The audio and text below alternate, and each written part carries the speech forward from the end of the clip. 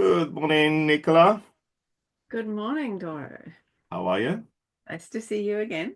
Yes. Nice to see you. And even though the viewers won't be seeing, well, won't know why I'm saying this, I was late for this meeting. You were. I'm just so glad that somebody else is late sometimes. Or Yes. forget. Yes. And I keep saying I become more and more Australian.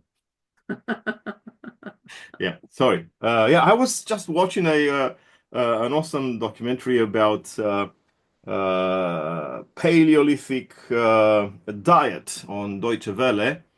And yeah, I got lost in diet. So my apologies. How many Uh, meat they were eating. Yes. yeah. I mean, there was some interesting group of all women archaeologists from France with some all women colleagues from the United States, various universities, talking about Mm. diet and yeah. Um, I was at the point where they were talking about uh, how significant an evolutionary Mm. boost cooked meat gave us. Anyway,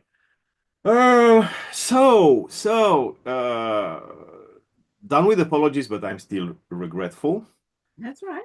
and you are too kind. Mm-mm. Um, and this is another conversation with Dr. Nicola Hoggard Creegan from Auckland. For those who need an introduction, I mean, our viewers, we had a previous conversation some 1.5 years or so ago, so it can be found on this channel, and I'll put the link to that other conversation when we finish this one. And Nicola is a theologian, um, as I said, based in Auckland. She's the director of New Zealand Christians in Science. She's very much invested in science and religion, or whatever you want to call this interdisciplinary field where conversations are fostered between people of various worldviews, but basically people who want to engage the scientific culture um, of our time. And because there's a lengthier introduction in the previous video, I won't be showing our Gen Z audiences further details about Nicola. Gen Z. I love this one. I don't know, is this they that came up with this self-designation, or it's an imposed designation? And generation for me is Generation Zombies, you know. That's not very, that's a bit rude. I don't know. Well, I keep trying to make sense of where the Z comes. Right. I Become think it's the end of the alphabet, Doru. we are reaching the end of the Ominous. alphabet. A Oh, bit ominous, because what do we do next? Yes. yeah. Mm. Okay. So after the zombie apocalypse. That's right. Yes. Okay, so well, talking about Gen Z, would you like to give us a very brief executive summary of the article you wrote, Nicola, which is, by the way, the pretext of this conversation? Yes. Okay. So this was 2022, I think. The world did seem like it was disintegrating, of course. Everybody had COVID. And I was meant to be presenting this at a science and theology stream at ANZATS, but I had COVID myself. So I think I did present it from a You presented via Zoom. a very whatever impromptu Zoom link I established for you. That's right. Um, but it just did occur to me that, well, we keep doing this. I mean, I'm, obsessed with it, but where are we getting? And each generation seems to start anew, and there's no continuity, and it's just a bit frustrating because you think, well, something should shift given the number of resources that have been put into this and how significant they are and how many people have been spending their life writing yet more discourses on science and theology, and the church doesn't seem to shift and the academy doesn't seem to shift. So what are we doing? And yes, Okay, that that's the and, executive summary. and I suppose I was sort of newly struck by how cultural it is that people don't just people believe what their churches say or what their particular science um, departments say and their teachers say, and it's very hard to get out of that. And so, yeah, here we are, stuck. So the conversation Mm. uh, exists, actually unfolds within academic milieux since at least the 60s or so. So like perhaps yeah, like 70 years or so of academic conversation in the area of science and theology or science and religion, whatever we want to call it, faith and science and so on and so forth. Uh, and we can't say, you know, drawing the bottom line, we can't say that we live in a better world where there's more understanding um, between believers and non-believers, between believers interested in the scientists and the scientists themselves, or technologists, and so on and so forth. And yeah, I love your article, by the way. Uh, uh, Nicola, for the viewers now, Nicola was kind enough to send me the paper she presented at ANZAT in a revised version. Uh, and since I'm co-editing the Journal of ISCAST, Christian Perspectives on Science and Technology, the article is now being processed at the journal. Hopefully, the potential reviewers won't watch this video. Okay, so I did it again. Yeah. Uh, but anyway, the idea is, and this is what I invited you for um, uh, this conversation. The idea is that, yeah, we can't say that we have progressed. 60, 70 years of intense conversation from a variety of angles. Now they are talking about all sorts of other paradigms after science and religion, beyond science and religion, science-engaged theology, which I'm a fan of, and so on and so forth. Um, what's next? Well, I mean, science engaged theology might be an advance because it sort of signals that the discipline has entered the theological discourse to a greater extent than it used to. But you can't say the same for the churches, and you can't really say the same for the science establishment and the universities in general. So yeah, maybe one little ray of hope, yes, which is probably achieved by the fact that there are, professorships in science and theology in places like Britain and in Europe and in the United States. So that helps to lift the profile a little bit, I think. Not on these shores, though. No, not on these shores. Not in this part of the world. No, that's Yeah. right. Yeah. Mm, Mm. Yeah, true. Look, I'm not completely pessimistic. mm, And I do my best. You do your best. mm, Uh, um, for yeah, to advance the conversation, to mm. foster networks and so on and so forth. And we can't say that, well, uh, there were no small victories, at least when we think in terms of, for example, your previous group of mentees. I met some of them in Auckland 2 years or so ago, was it, Yeah. at the conference? Yeah. Yeah. Uh, young people, studious people, seeking to gain some Yeah. insight into science and theology, and you are performing a wonderful service to the for the cause. by introducing them to the best of literature.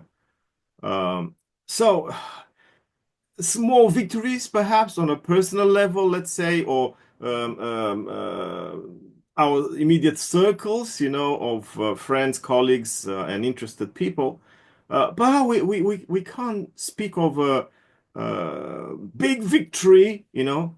either academically, where the field itself, science and religion, remains marginalized, at least in Mm, Aotearoa, New Zealand, and Australia, mm, um, perhaps other parts of the world, and also in terms of church responses mm, mm, to the advances that were, well, recorded in 70 years of academic conversation. yeah. Yeah. You mentioned at some point something that is actually central to your paper. This cultural dimension. Would you like to delve further uh, in this aspect of your discourse? What does that mean? The conversation is somehow loaded, and there's this cultural dimension that proves to be, well, yeah, we have to be Well, I blunt, mean, this is just an obstacle. it's just my observation also, but I mean, there have been so many books and articles about how we shouldn't, for example, read Genesis literally. And um, but they seem to have so little effect because people still believe what their pastors, mostly in big non-denominational or Pentecostal churches, tell them about Genesis. And their own intuitive reading of the book of the text in English. And but I don't think the problem is confined to our part of the world, though. I experienced that this is the case also in Holland, and it seems to be the case in South Africa, for example. So it's not, and of course it's the case in America. So you sort of, that's when it becomes obvious that it's cultural. That it's coming out of the cultures of the churches and their authorities, and that we are not authorities to them. And the writers of the books on Genesis are not authorities. Although, of course, it does get through to a few people who have other reasons to doubt or to want to leave their churches or have a critical edge. But the facts themselves don't speak for themselves, and that's disappointing. Yeah. Yeah.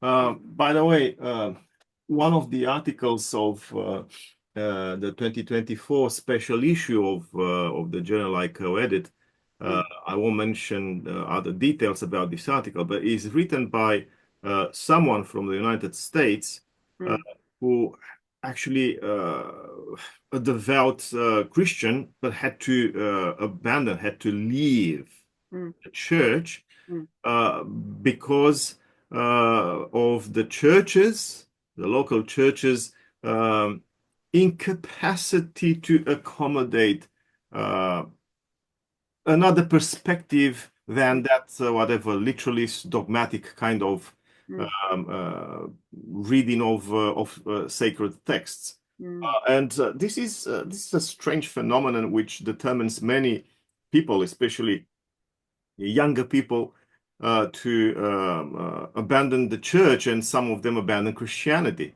Yeah. Um, and Because I don't think there is any world except that world of the churches they've come from. So yeah. yeah. And in your paper, you actually give a few very interesting examples of younger, Mm, whatever, researchers who try their best to cope with the two worlds they inhabit, the world of education and science, and the world of church. Would you like to speak about that aspect, which is actually, there's nothing hilarious about it. It's a very strange and counterproductive situation, actually. Now, are you talking about the student who was in my class, for example? Yeah. Yeah. I did have a student who had been a student of mine for a long time, and she'd sat through all my classes, and I'd known her quite well, and I'd spoken about science all the time. And um, but obviously the whole thing about science had never gone in, and I could sort of see that. She had other interests. I mean, that wasn't necessarily unusual. But then for her PhD, she had to do an extra course, and so she did my science and theology course through Otago, and she suddenly realized how important science was for theology, which was great. But that was a long, long time that I'd been having that kind of input, and she'd just been blissfully unaware. She hadn't resisted it or anything. It just didn't ever compute. And she did come from a background where that kind of creationism was assumed, and she was very close to her family.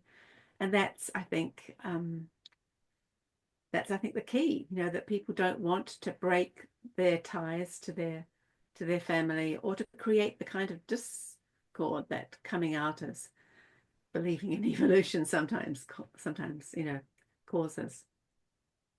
Um, Yeah, and together with our task of explaining to mm, our own ecclesial mm, circles mm, um, what science is about, mm. and perhaps we help them draw a line between pure research and, let's say, ideological hijacking of Yeah. findings. There's also this. I think it's also important, and you touch on this matter in your paper, um, to explain to the same ecclesial audiences how significant it is to try to bridge the gap between those two worlds rather than um allowing themselves to live in parallel universes like Smeagol and the other fellow, Mm. Gollum, You find never it, actually meeting. and so that is a problem. I mean, Anglicans, on the whole, are not, at least in this part of the world, are not terribly interested in science. Although plenty of scientists are Anglicans, and there is this sort of this sense that you don't really need to do the interaction, because all liberal people will accept that they coexist. And so you never get into the really interesting questions of why Mm, they don't easily coexist. And and so sometimes science and theology is done at the level, well, here's an interesting and um, important scientist, and he's a Christian. Well, it's mostly he. That doesn't really, even begin the conversation. It just sort of shows that somebody is an example that can manage the two worlds, often sort of kept in separate parts of their brains as well. And yeah, so yeah, I prefer that's to also use the frustrating, because I yeah. think the mainline church should be the place where there is active engagement with science. Yeah, Yeah, and not at the level of, oh, here's a scientist, but at the level of, these are the deep philosophical issues that are attached to science. And and this is one of my disappointments with well, conferences that I'm certain you've seen these too in various places. Uh, Conferences supposedly on faith and science, mm, where you get this big gun scientist who's also a Christian. mm, Uh, and it's a conference where the big scientist is supposed to tell us how uh, mm, uh, he or she can bridge the gap between his career and expertise mm, and his Christian faith. And the only thing that you hear is a couple of verses blurted, either in the beginning or the end to sort of season the salad with some Christian stuff. mm. But the rest is techno bubble uh, Yeah, that doesn't mean anything in terms of the conversation. It might be interesting from the viewpoint of those of the same ken, the same tribe mm, and expertise, but it doesn't advance the conversation. And I wondered to what extent this kind of Smeagol Golem duality is helpful to the conversation, as you said just earlier. And also in your paper, it's annoying to hear them. Oh, yeah, yeah. Well, I'm all for science, but yeah, but what does that mean? What does yeah, that mean as a believer? That yeah, does the science that you ingest mm. make a dent, change anything in terms of your worldview? Mm, Uh, I come from a theological background.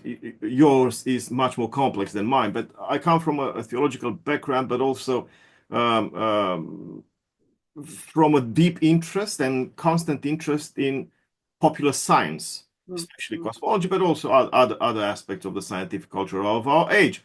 Uh, and I started to understand a few things which determine me not to question my faith, but mm, to question how I was articulated my faith. Let me give you a personal example. mm, One of my first research articles published back in mm, the day in Romania, uh, I criticized the most famous and for good reason theologian of Romania in the second half of the last century and the first couple of decades of this century, Dumitru Stăniloae, one of the greatest theologians of the age, really. He's still misunderstood, misinterpreted, even attacked on personal grounds recently by the orthodoxists. Um, okay. I criticize him for cultivating, at least beneath the surface of his theological discourse, evolutionism. That was mm, I think, my first research article ever. So I criticize him for being an evolutionist theologian. And then I realized, first of all, getting to study the works of this guy, mm, uh, and also connecting some dots, mm, between what I was reading in terms of popular science and mm, what of my own theological research and expertise. I realized that I was so unfair. I have never said it publicly, but I was so unfair criticizing that theologian whose wisdom surpassed mine anyway, still does. And uh, now I realize how right he was. He did never do anything, for show.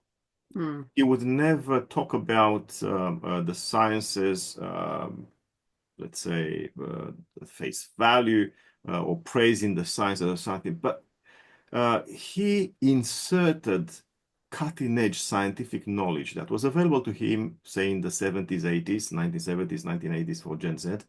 Um, mm. Not BCE or something. Okay. Yeah. Uh, he inserted cutting-edge scientific information.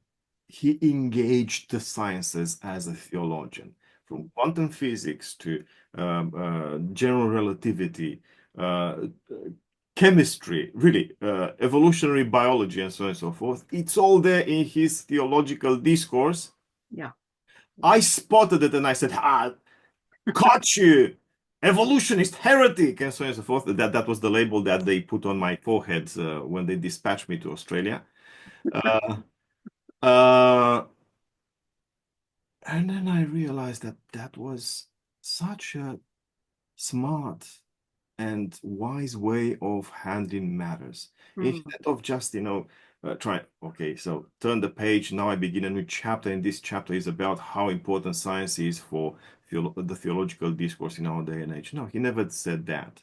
mm, But instead of talking about the pancake Earth floating whatever in space, or being borne by elephants standing on a whatever mm, uh, turtle or something like that, he would speak of gravity. He would speak of a universe in expansion. He would speak of you name it, general relativity, the flexibility of time-space continuum, the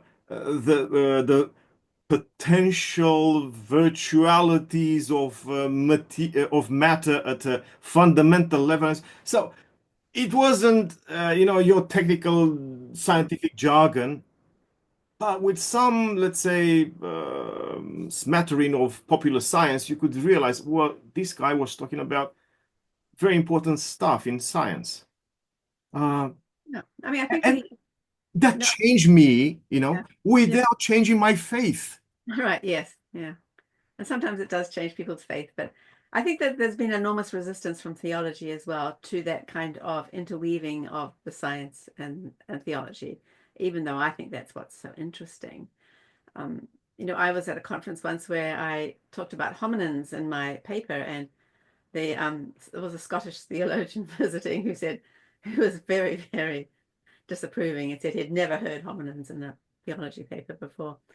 And so, and that's I think also the influence of Karl Barth in Protestant theology. Go on for Well, this kind of you're not meant. post-Gen Z. I have no idea what Oh you're yes, talking yes. about. He was the German theologian that dominated the 20th century and the late 20th century, who disapproved of nature as a source of theology, or culture really as a source of theology. We were meant to hear the word of God. This is a gross simplification of his many, many tomes, but I think it had a chilling effect on science and theology, because there was a sense that there is theological language should be pure, and that it's almost like its own separate compartment, a little bit like God is a separate compartment. And theological language and ordinary language shouldn't meet. And yet I've always been convinced that they have to meet, they have to intermingle.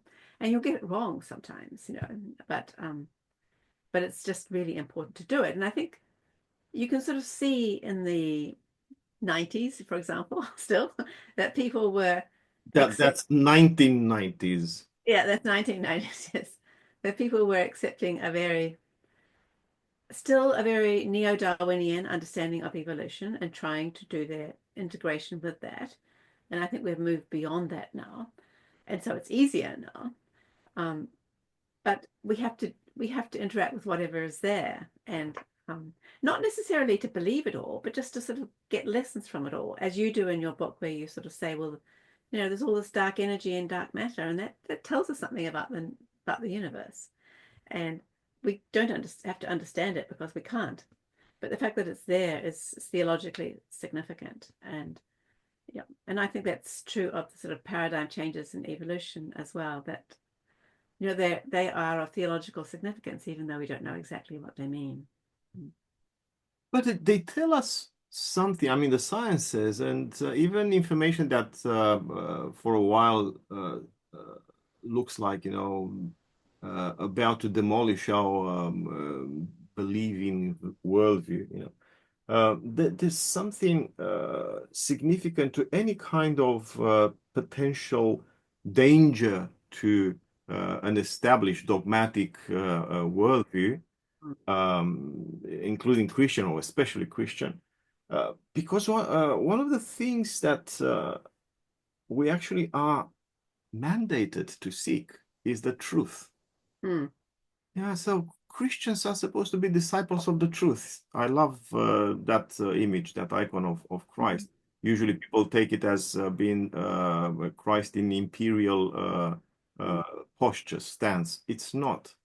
It's Christ the teacher. That's the philosophical garb in late antiquity.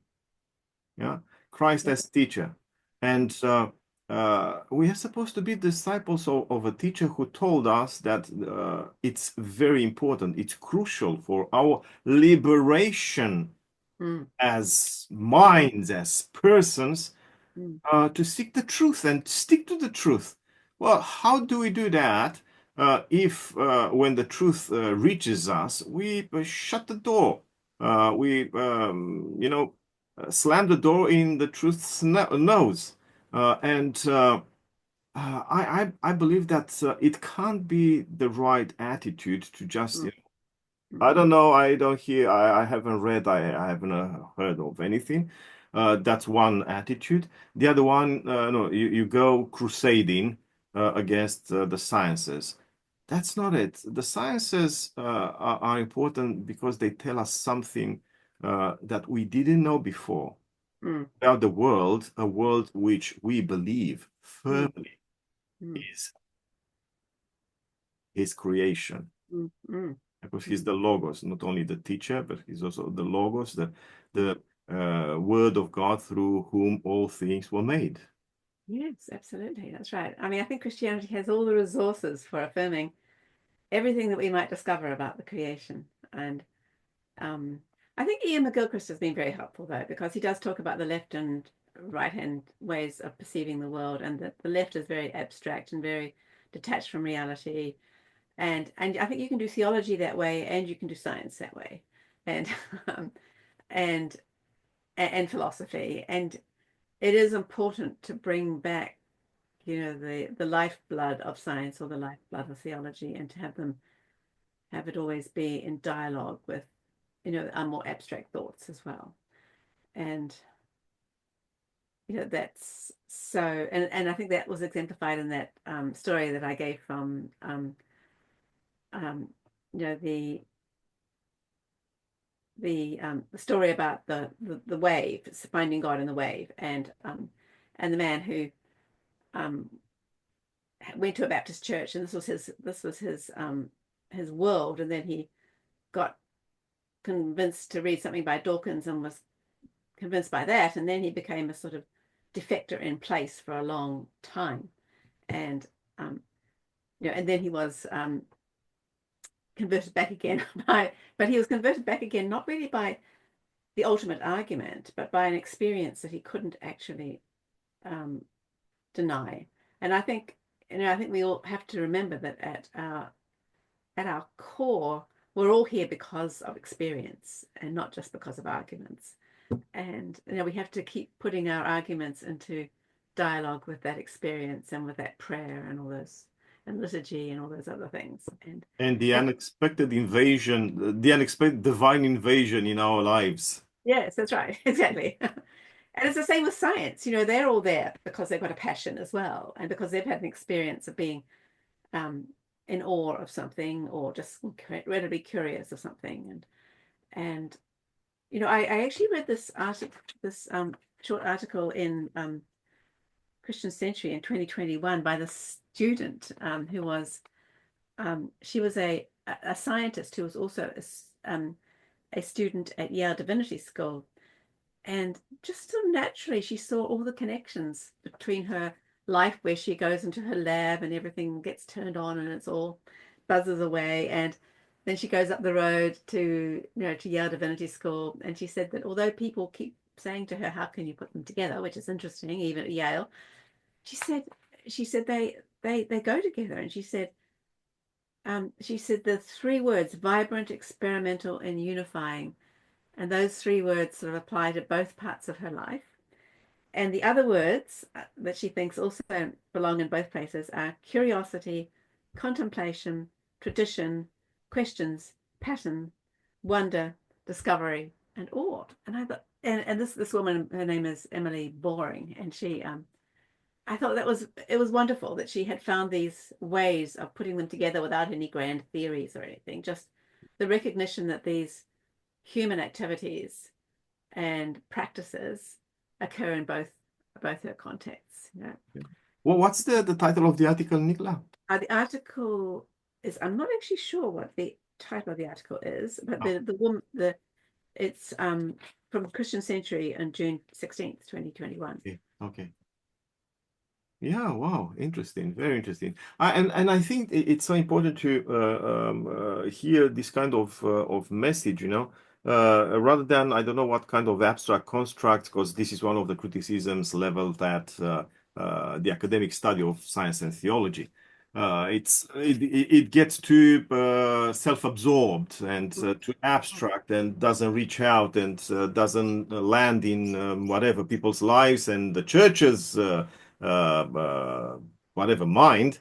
Uh, it's so important, especially coming from uh, people who, like this woman, uh, could just go happily ever after, with a Smeagol Golem paradigm. But instead of that, she was able to find commonality between the two major quests of her life, the Yeah, spiritual, religious on the one hand, and the scientific one.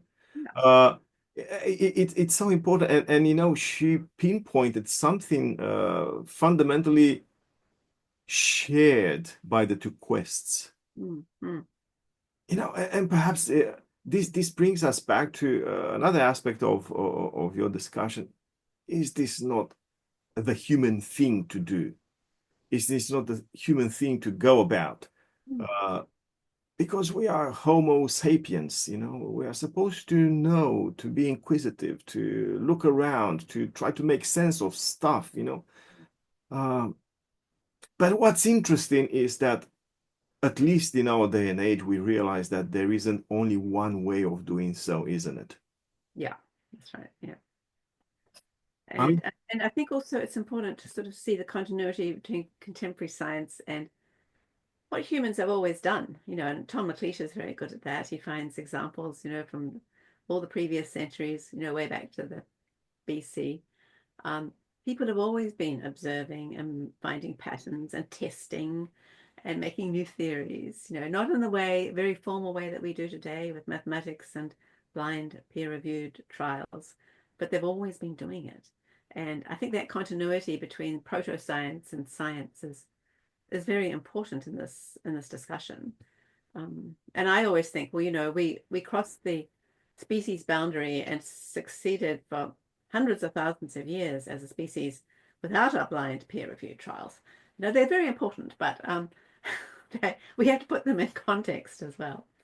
but And they also tested yes, because you know when they were whatever cave dwellers or whatever they were called, you know, mm, and they observe the regularities of a yearly cycle, mm, astronomically wise, and realized this was the equinox. For instance, everyone knows now when the equinox is, whatever, when the solstice is, yeah, summer, whatever, and winter, and so on. But it's because the devices remind us. But yeah, those people knew because they were watching the sky yeah, and notice that's science. It's not, sorry to put it so bluntly, it's not proto-science.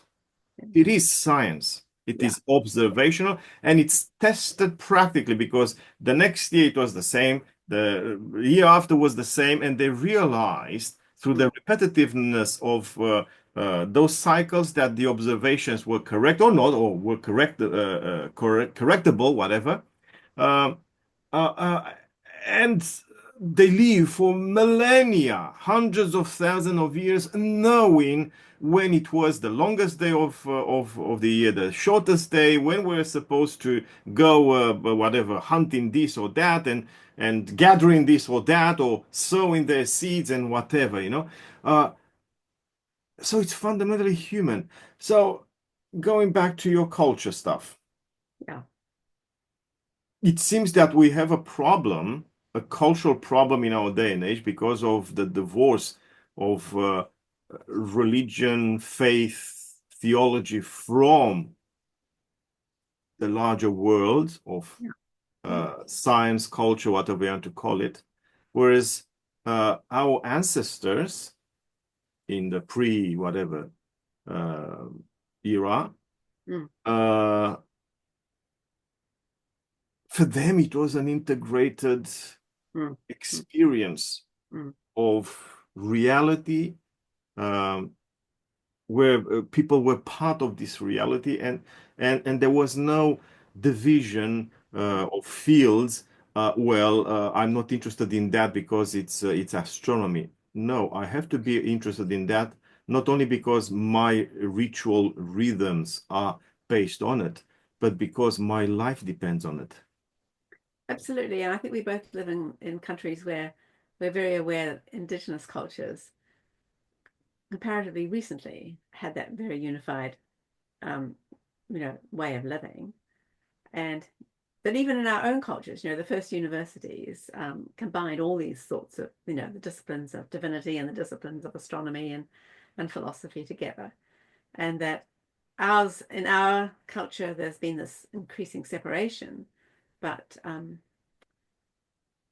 that the unit, but we keep realizing that the unity is important, that we've got to keep talking across those sorts of divisions. And the divisions haven't done us a great deal of good in the sense that we have become detached from reality. Yeah, we have become Gen Z without being Gen Z.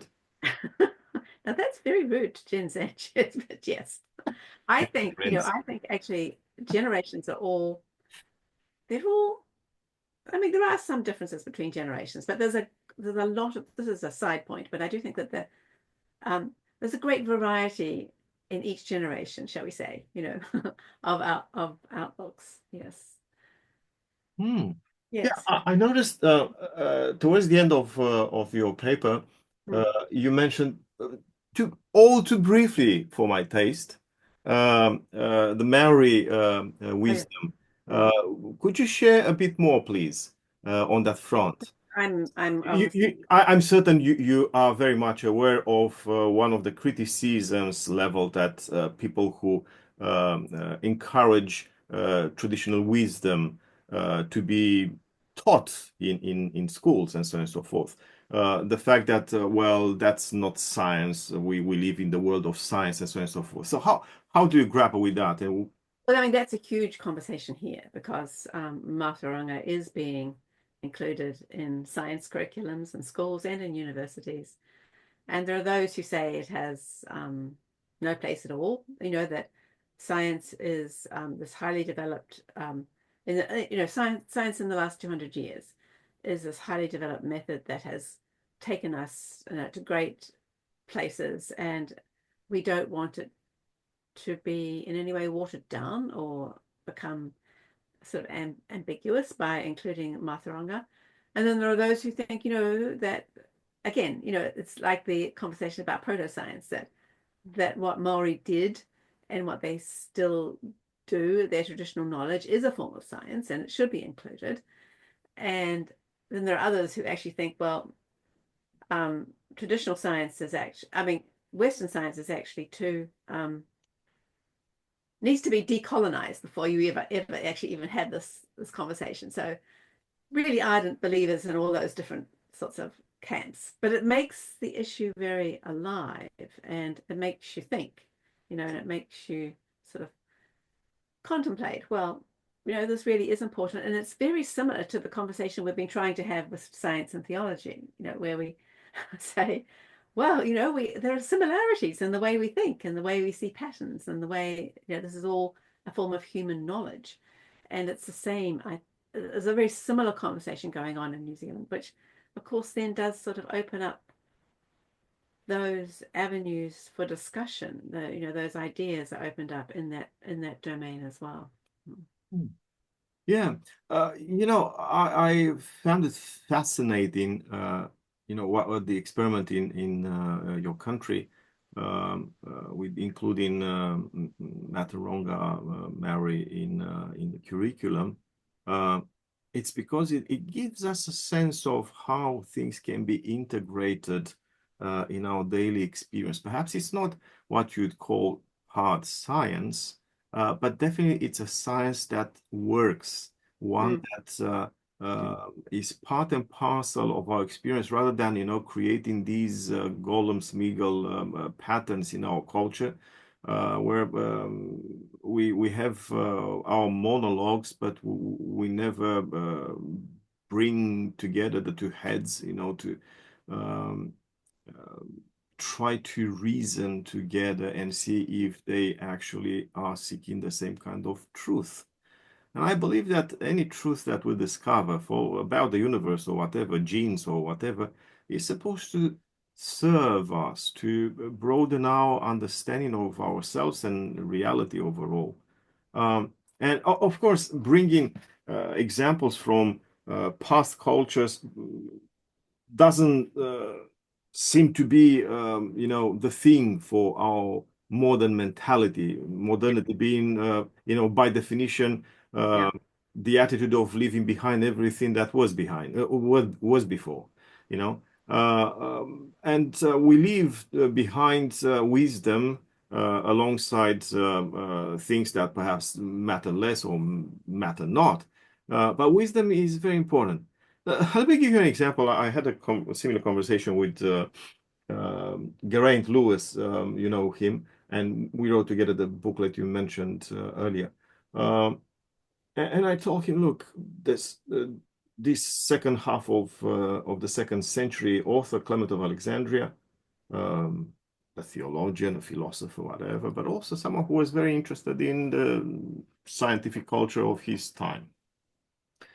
And he went so far with the integration of the fields into this kind of Yeah. unified knowledge Mm, that he recommended to his believing readers, so mm, Christian readers, to organize the knowledge, the available knowledge at the time, into two decalogues. mm, mm, He took the Ten Commandments, as a pattern, more like mnemonic tool mm. to help them remember what are the various elements of reality. And he called them two natural decalogues. That's literally Yeah, yeah, two no, that's great. natural decalogues, one for the sky, for astronomical stuff, Mm, and one for earthly realities. And whatever, of course, that was a sort of a forced list, mm, but I think quite comprehensive. He listed 10 things that people should remember about uh, things on high, you know, astronomical objects and so on and so forth, and 10 things on Earth. yeah. And he listed in those two physical or natural decalogues um, a summary of reality. And he said Christians, believers, cannot live in this world that God gave them Mm, without knowing what this world is about. absolutely. Yeah. And I mean, you get that idea recurring, don't you, through Christian history, the idea of the two books. And I mean, most theologians, until very recently, were interested in nature. I mean, the two theologians that I most have interacted with are Jonathan Edwards and Friedrich Schleiermacher. And they both were scientists as well and deep observers of nature. And um, that was just so common until you got this idea coming along that really they should be separate, which is probably, I think, partly self-protection. That theology realized, after Darwin, that it was in trouble, and one way of protecting itself was just to withdraw from the fray altogether. Mm. See, I personally, I think that was one of the major mistakes of theology in modern times, because if you become solipsistic, if you lock yourself in the ivory tower and play dumb. You don't know what happens out there, and what happens out there is of no consequence for your world.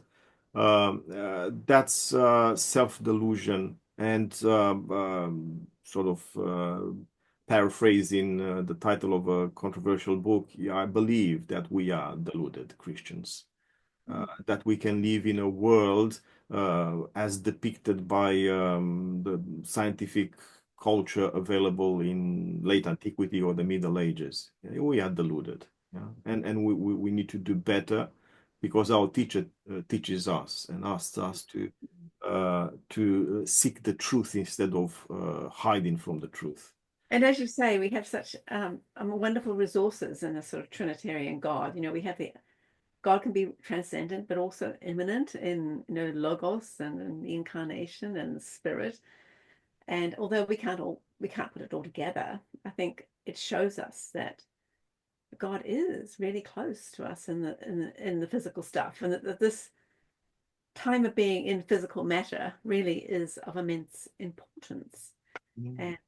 And I also think that we should um, learn something from the mystics, from Richard Rohr and the Franciscan tradition, and um, where he's not sort of like trying to do a, a sort of theological and analytical way of putting them together, but it's more like this woman Emily Boring. It's just noticing the ways in which there are all these synchronicities between science and faith, and between faith and belief. And so I think that should be part of our approach as well, is to enter into this sort of more spiritual field and show in a sort of perhaps gentler way that there are all these resonances.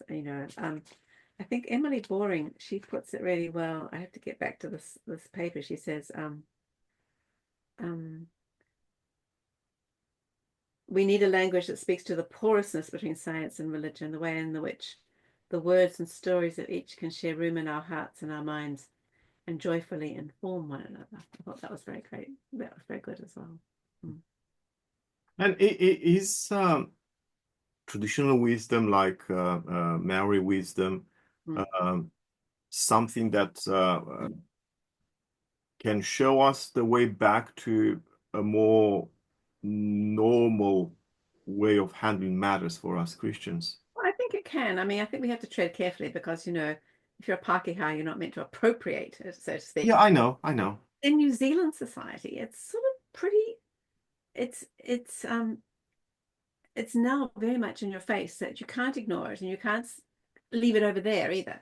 You have to interact with it really, because it's there and it's part of the theological environment, even, as a Pākehā or a white person. So I think so. There are things like the emphasis on wairua, or spirit and spiritual experiences and the understanding of ancestors, of Maori or life force, that's fantastic. There are things like that sort of break the machine understanding of the world, which science sometimes encourages. So there is a dark side to science, I think. And so yes, I think it's incredibly helpful, and that we need that wisdom to return yeah. our roots as well. Yeah. And it's as you said earlier, it's this experiential way of inhabiting and making sense of the world, which is missing from our equation as white, if you like, Europeans by origin, Westerners by default, given where we live. And this kind of division of epistemological division of things in things of science and things of religion or theology or spirituality is really unhelpful. This is something that I believe indigenous cultures can teach us,